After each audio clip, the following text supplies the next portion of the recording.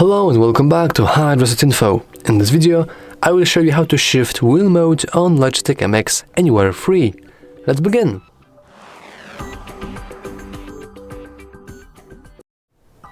In order to switch the wheel mode, all you have to do is just press this button at the top of your mouse.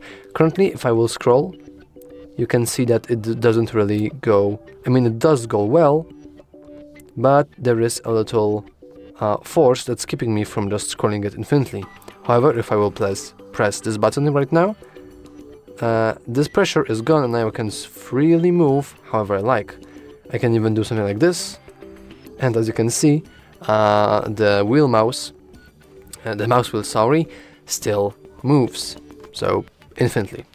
And if for some reason this button is not working for you, then you need to go to your Logitech Options and check if you have set wheel mode shift on this button, because you may have for example have some different thing set as your shortcut, and you want to make sure that it is set to wheel mode shift in order to switch your wheel mode.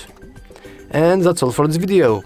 If you found it useful, please remember to like and subscribe. Thanks for watching.